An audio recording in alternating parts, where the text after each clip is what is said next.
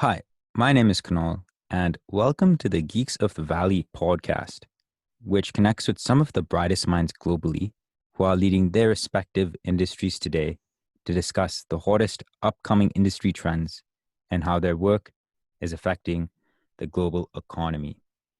This morning, from the San Francisco Bay Area, we have a very special guest who has joined us before, the ex founder of Pure Land and current advisor at TCL Ventures. Please welcome the founder and managing partner of Leonis Capital, Zhao. Jay, thank you so much for joining us today. Hey, thank you so much. It was fun chatting last time, so I'm happy to be here again. Thank you. And Jay, what have you been up to since we last spoke? It seems like you have been making some pretty big moves in the venture space recently. Yeah, well, so since we talked last time, we talked about some of the investment that we were doing at T Fund across US, China, and Israel. And what happened since then was that, I still see a lot of good, interesting companies. Um, my friend is starting companies and a lot of interesting AI focused companies come across the desk. So I started making personal investments into those companies, and then one good thing that you want to do is to share the opportunity with the people that you enjoy working with. So we kind of just talked to my friends and some of the people who now become LP to Leonis Capital. We just start deploying capital and really kind of be a good partner to these early stage companies. So fortunately, everything kind of come together in a rather organic way, in a really kind of short amount of time as well. So I'm in the very fortunate position to do that. But at the same time, maybe you and I chat about it last time. Having spending time in venture for almost 10 years really make you think about what make a venture capital fund lasting and enduring. So I always thought about building a venture franchise or building a venture fund in a similar way, like a startup, because there is a lot of innovation that we can do if you start a venture capital today, rather than operating a venture capital model, a venture capital fund, 30 or 40 years ago. So I mean, long story short, I'm kind of in the founder's seat again, because you have to kind of forget about everything that you know, and just really build everything from scratch. So in a lot of ways, over the past few months, it's kind of like accelerated learning curve for myself personally. Learns a lot, by talking to founders. Learns a lot by talking to LPs. So it has been, quite interesting experience over the past few months. So, Jay, let's unpack this a bit, right? What is it like really starting a venture firm? Is it truly similar to kind of starting or funding a startup? If it is, what product are you selling to your customers, or in this case, to your LPs when they're making the decision to invest or not into you? Yeah. So one thing I would say, starting a venture fund, it's definitely not easier than starting a startup. Maybe on the same level of in terms of difficulties. In that, if not more difficult, in that in venture capital business, we don't have a product per se, like a software product, but what we're selling to LPs and also to founders is our ability to serve and our ability to make money for the LPs. And oftentimes it's quite intangible, right? You can't really see it. You can't really use it. You can't really touch it. But at the end of the day, that's the product or service that we're selling. And one thing that I would say, to the founders that we work with, especially over the past few months, is that at least as a founder, you know who to talk to. You talk to VCs whose mandate are to invest in tech companies, in you. So at least the audience pool is more targeted. You know who to talk to. But in the world of venture capital fund, in terms of searching for LPs, it is really somewhat blind or blurry type of search experience. So and then the other thing on top of that is when a VC say no to your company, it could be many reasons, right? It could be rejection to the product. It could be the concern over product market fit. But when an LP say no to a venture fund, to me, I mean, frankly, it's really a rejection to me as a person, because that's basically the whole idea about the venture capital fund is the GP, who will carry out and execute against the investment strategy. So on the good side, we have had the successful first close with really amazing founders and family offices as LP.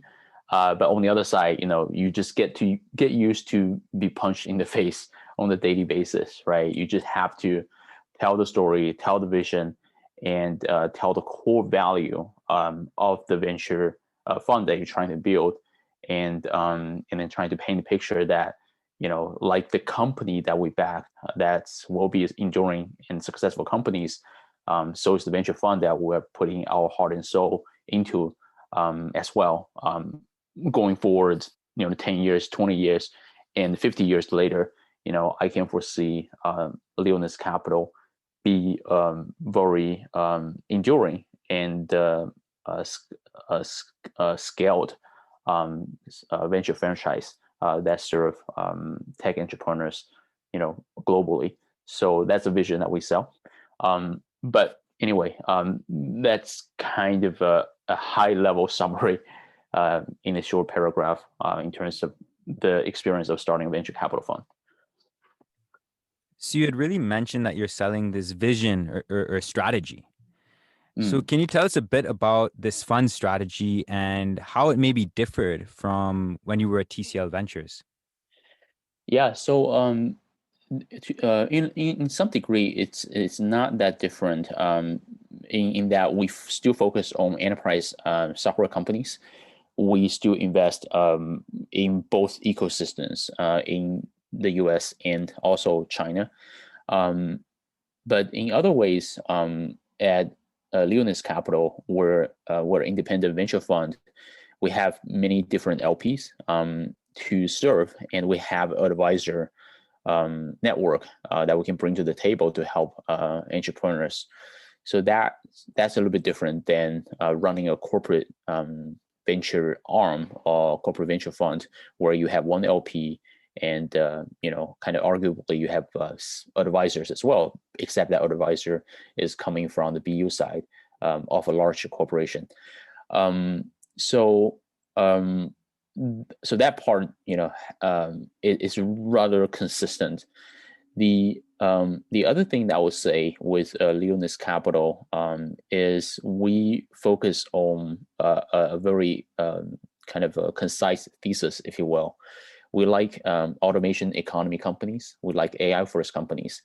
So you can throw different label and different tech buzzword to those companies, but at its core, what we believe, especially observing how technology evolved over the past 30, 40 years, from infrastructure to internet to cloud to mobile, to what we believe the next trend is the AI first or AI driven automation economy. So we need to kind of be laser focused in terms of the edge, in terms of the sector, and in terms of thesis that we're going after. So as a first fund, we're a smaller fund than many well-established funds out there. So just like startups, you need to have a beachhead strategy. That's our edge. So we're going against, we execute against this investment thesis. And the other thing that I would say with Leonis Capital is we tend to partner with founders who have global perspectives. Because if you buy into this whole trend of automation economy companies, or how AI will bleed into different verticals of our real economy, such as healthcare, such as manufacturing, such as logistics, such as transportation, and such as fintech, then inevitably you need to focus on two of the largest economy in the world, right? One is the US, North America, and one is Greater China. So because my background, I was born in China. I'm an immigrant in the US, so we tend to attract a lot of what we call the misfits, the outsiders, and oftentimes the immigrant founders in the US, or they're they could be the sea turtles, right? In the US, study at top universities, at Stanford, at Berkeley, at Harvard, at MIT, and then decided to go back to China and serve the China market over there. So we love those type of founders. We although we don't kind of make it as a mandate to only back those immigrant founders, it just tend to be the case that if you look at the most iconic enduring companies that was founded in the U.S., they tend to be founded by immigrant founders. So anyway, in terms of thesis, AI first companies, automation economy companies, in terms of type of founders that we like, they just tend to be global minded founders. So Jay, you've really spoken about this fund strategy and how you intend to utilize it to invest in startup founders. But as a venture capital investor, you come across a breadth of different founders from different ethnicities and social backgrounds. Are there certain groups of founders who tend to win more than others? If so, why is that? Maybe the personal story is deeper for some founders compared to others, or maybe not. Yeah, no, that's a good question. I think as we touched on a little bit before, the ideal type of founders, they tend to have a different perspective of how things should be, and they tend to have very deep conviction in terms of what type of company that they want to build, or what type of product that they want to build. And this type of conviction is not really easy to come by. Because a lot of times we, humans, we tend to follow what others like. We tend to follow the trend, tend to follow the crowd. So if you were, say, in the position of always in the majority, then it's hard for you to think about things otherwise, or think about how things should be done otherwise. So we talk about the type of founders Leonis Capital like to back or tend to back are the ones what we call misfits, the outsiders, and oftentimes immigrant founders. I've been thinking a lot about why that has been the case. So when I talk about immigrant founders, they can be immigrant founders from Canada, immigrant founders from UK to the US, or immigrant founders from India and from China. And they all represent a different point of view against the status quo. So, and if you think about the idea and the fundamental behind that idea, is that you have to be a contrarian and be brave enough to stand against the norm. So personally, I'm an immigrant myself, and I know how hard it is to to see things differently than the majority of people in the U.S. when I first arrived. And I remember the feeling of trying to fit in. That's kind of first humans' first instinct, right? You try to fit in, but at the same time, you have this chip on your shoulder that you try to prove something. You try to prove that you're you try to prove yourself at the end of the day. So I think many story has been shared. If you look at the tech history, like companies like Yahoo, companies like DoorDash, and many other companies, they were founded by immigrant founders. And I think the deeper reason is what we just talked about.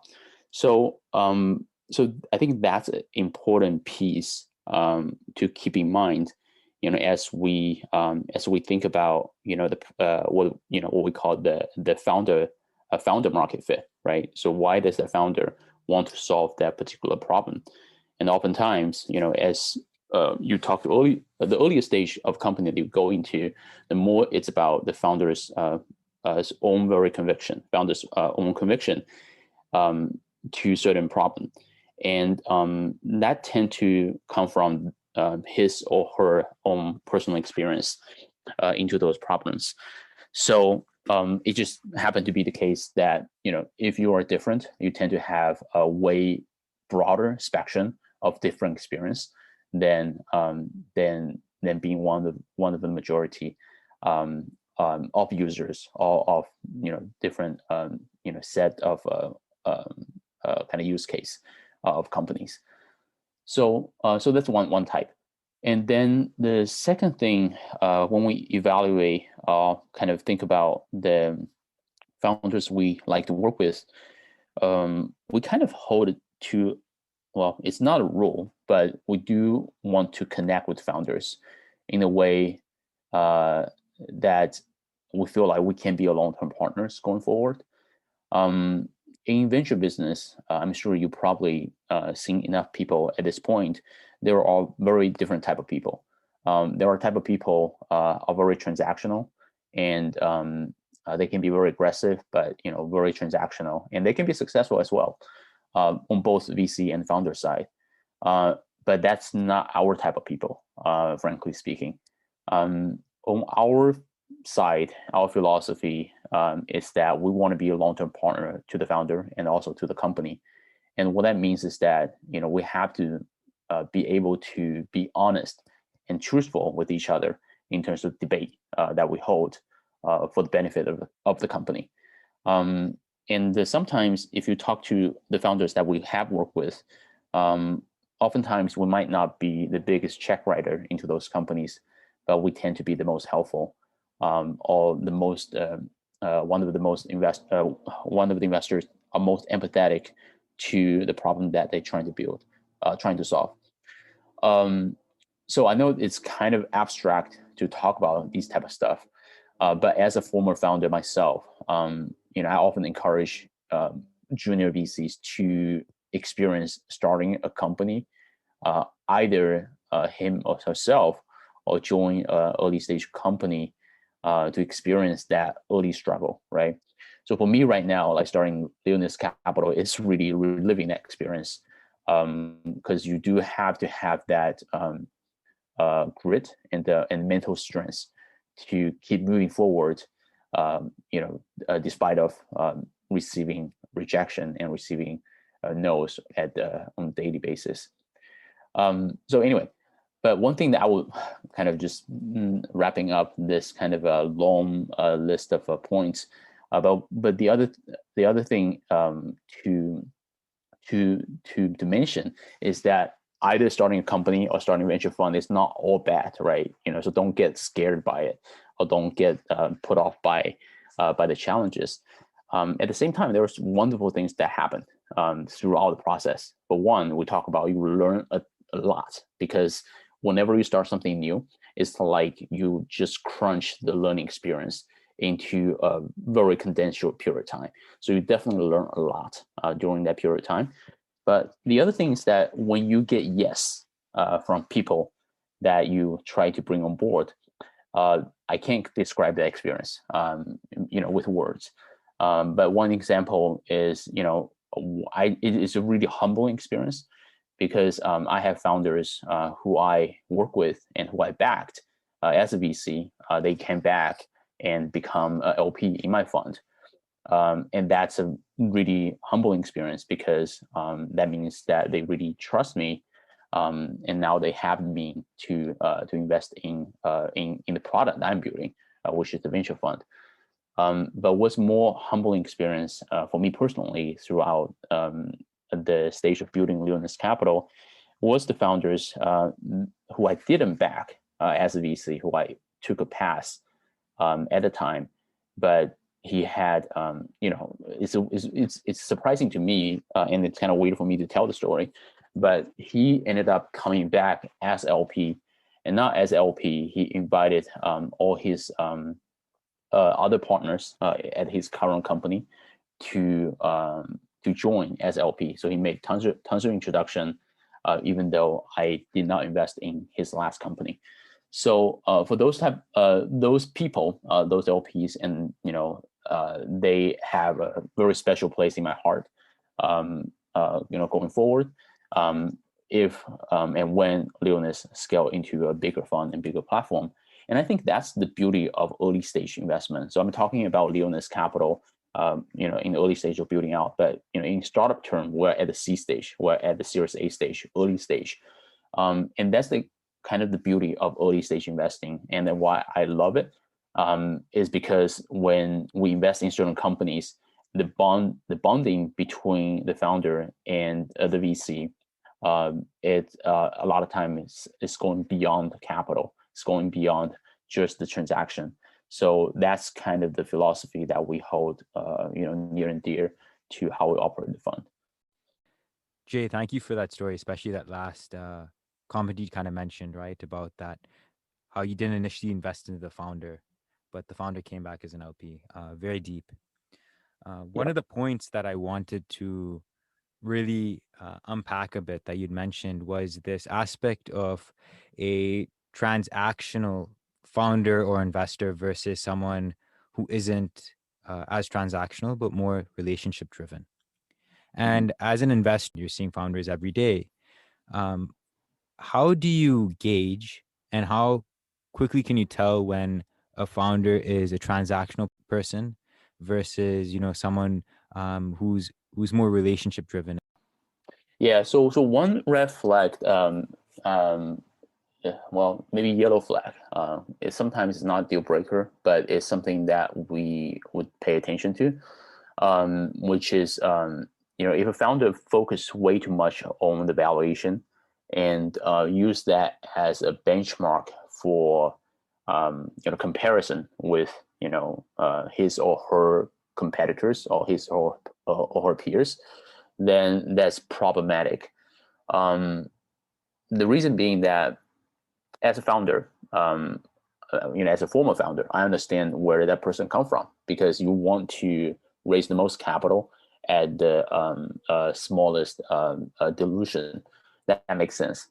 But I think there is a fine line between kind of leveraging and then making sure the company get the most capital it need without diluting too much of the existing shareholder, versus kind of over optimizing on the valuation on the cap to the degree that you no longer care about the quality of investor that you're going to bring to the cap table.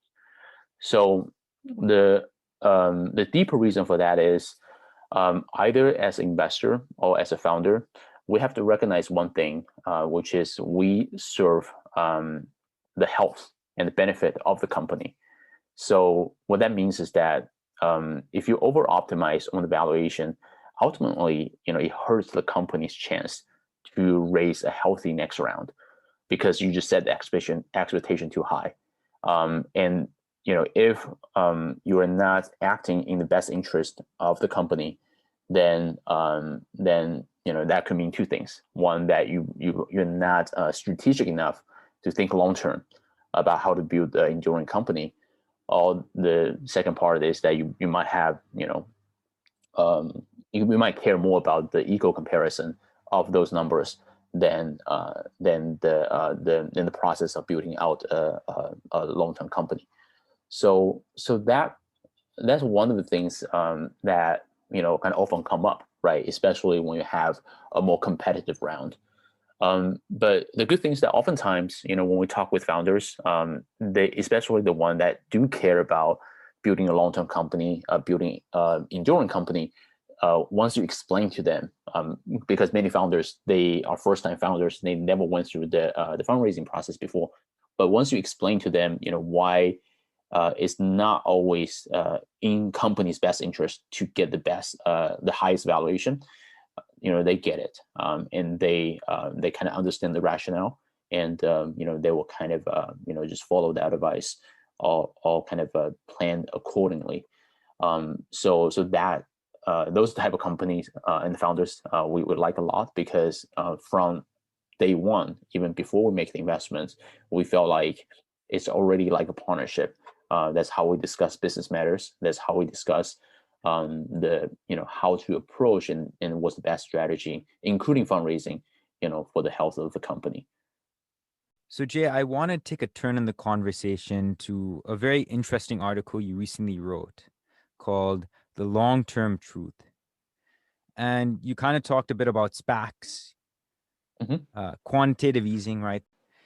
And last but not least, the overconfidence and complacency of gaining easy money due to day trading. And I think you kind of saw that recently with the GameStop situation. Yep. Tell us a bit more about this article you wrote and touch on each of these topics.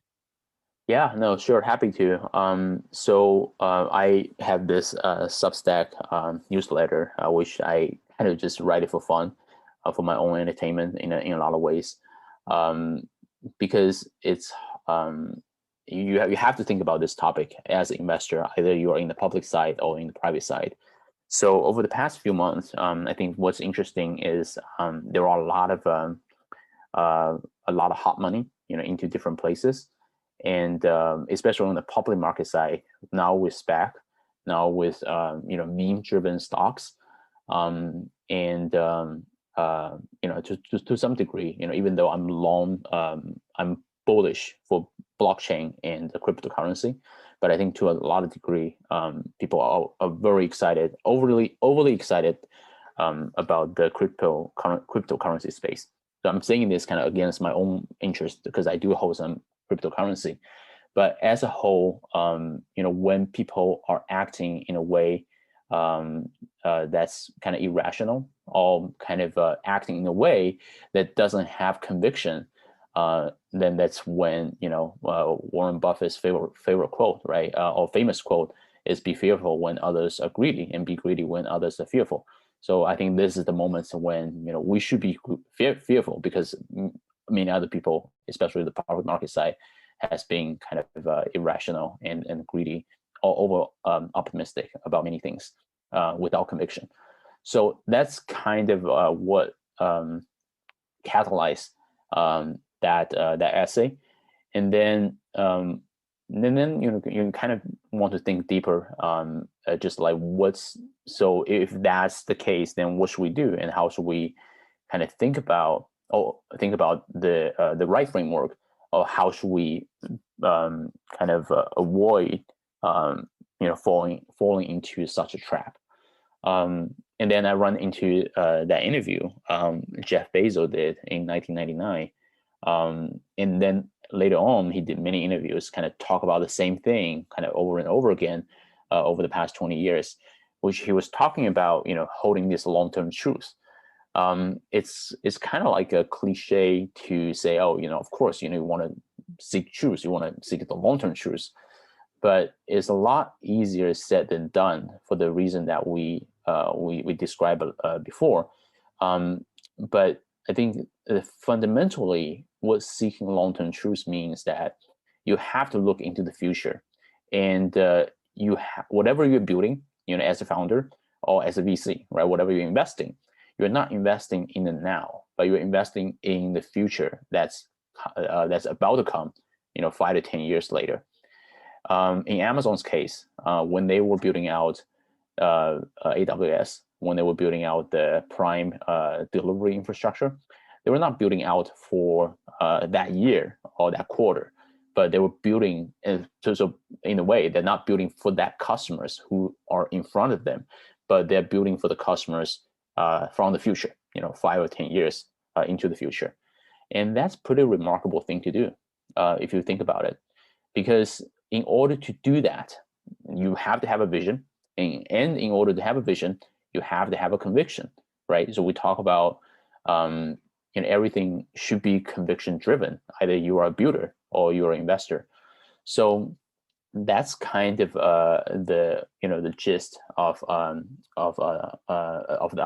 seeking long-term truths.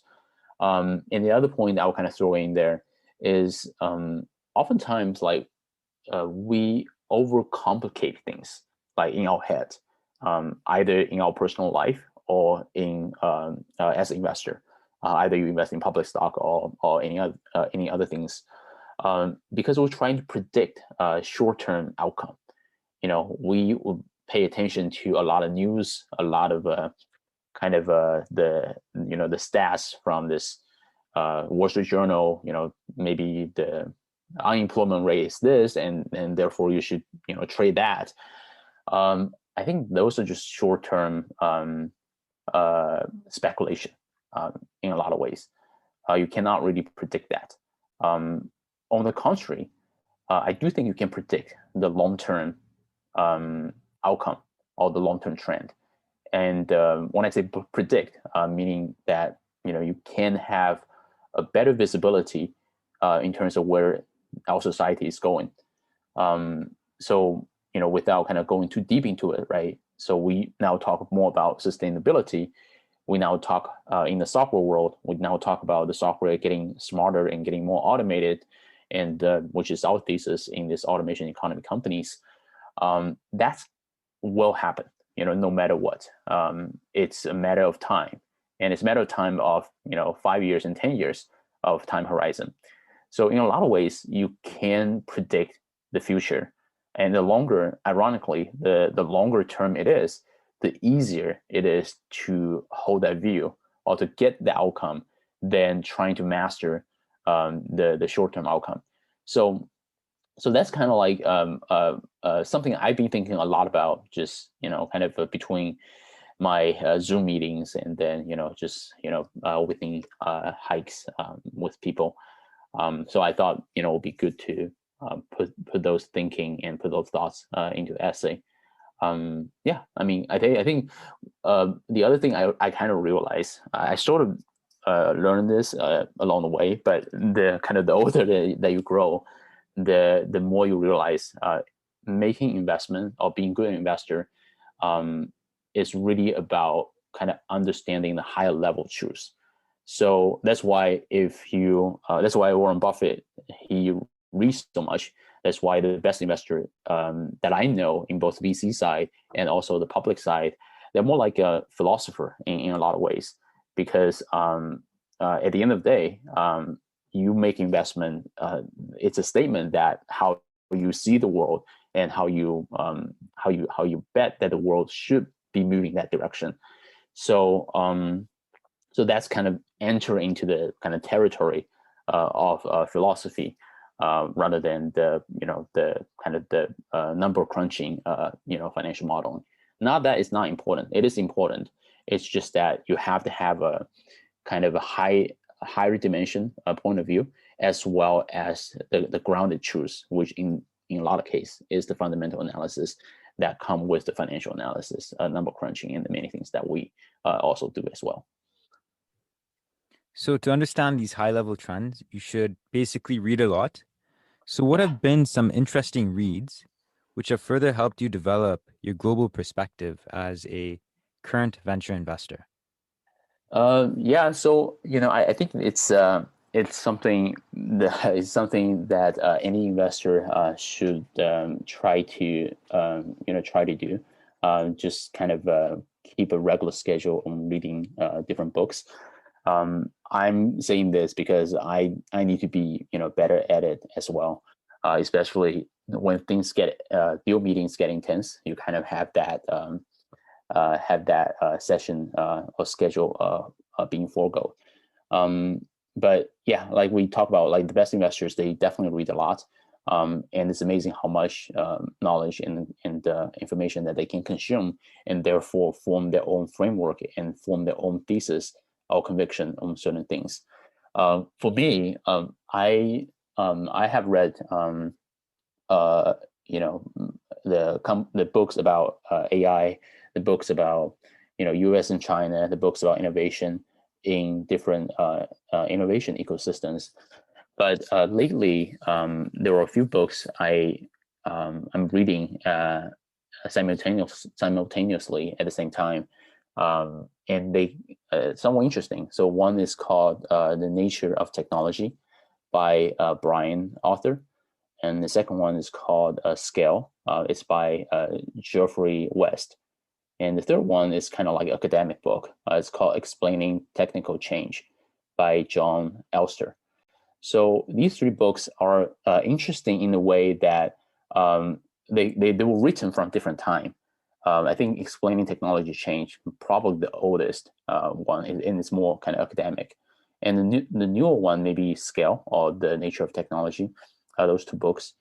But what they talk about is they kind of take a step back and look at the technology evolution kind of like a living and breathing thing, like a evolving organism. I thought that was a really interesting perspective. So I don't know if I talked about this much before, at least publicly. So my first major in college was in biology, and I just intrigued and still intrigued by how things works in nature. And people ask me like, what's your favorite movie? And I mean, I do have a favorite movie, but I do enjoy a lot of documentaries on Netflix. The Earth series is a wonderfully made documentary, because it's kind of explain how creatures and how species they adapt and evolve along with nature, and then sometimes they have to compete, right?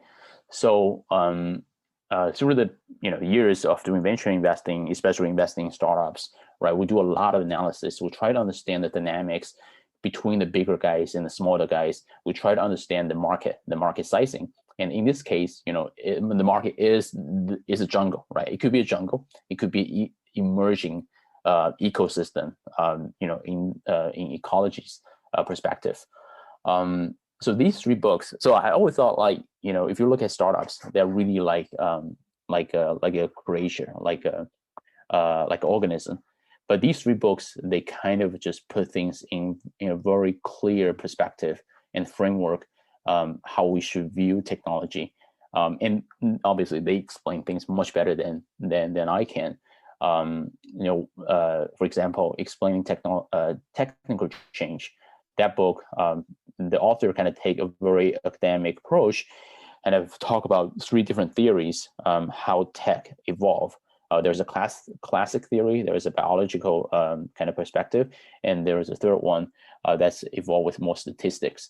And then the other two basically just focus on the biology perspective, which is, if you think about bigger companies, they share a similar type of life expectancy curve, the curve of life expectancy, just like a human being. And with another book, it kind of talk about, as a startup, there are certain things that you should do, or certain things that you will adapt to, so that you can be disruptive and you can be dangerous, quote, dangerous to the incumbent, to the other, bigger species. So it's all kind of connected in the type of technology investment that we do. So the other post or the essay that we talked about at the last chat was this, what define these AI first companies, and what are the characteristics with these AI first companies. Again, it's similar to the biology world, right? These AI first companies, they have different type of DNA, if you will, but in a lot of ways, they can accumulate the data network effect much faster. Therefore, they can accumulate or kind of create do the value creation much bigger and much faster and much more global than the previous incumbent. That is the typical, on-premise software companies, or the typical classic SaaS company. So that's why we kind of build the whole fund thesis against this automation economy companies and AI first companies. And for any of the listeners who want to read these articles in more detail, please subscribe to Jay's Substack called The Next Trillion. The website is next TRILLION.substack.com. Jay, last but not least, to wrap up our call with our last question for today, any advice for our listeners out there? Yes. So for advice, I would say this. I will share some lesson or experience that I learned from last year to this year. So last year, I think, has been pretty tough for a lot of people. And I think this year we're heading towards a better direction and a better situation, hopefully with COVID behind us soon. What I have learned is sometimes, when the adverse things, when the things that you didn't expect that took place, it might be the best thing that ever happened to you. When COVID happened, a lot of impact that has happened to my work, and as it happened to many others. But for me, that might be the best thing ever, because it kind of pushed me in terms of thinking about what I really want to do and what I really want to build. And that's why, and then that's one of the reasons that I'm finally starting Leonis Capital, and being able to work with many amazing founders, and having really good LPs and investors who believe in the fund, in me, to come on board. Now, if it were in the regular time, in the regular year, I think these type of jump might be harder, because you are so busy just doing every things that you get used to, right? For my job, kind of hopping to different cities, and always kind of hopping between different airports, it kind of become a usual thing. We kind of just kind of stay busy for the sake of staying busy, without doing much of internal reflection. So now, as we are at the end of the tunnel, as we hope, I think people, certainly myself included, hopefully will come out stronger and more clear about the things that we want to do. And when you have that conviction, and we decide the things that you want to do, don't be afraid, because you will never know unless you try. And in my case, I'm certainly grateful and happy that I did make that jump. And although it's scary, although it was quite frustrating when you get rejections on a daily basis, but at the same time, if you don't try, you'll never know.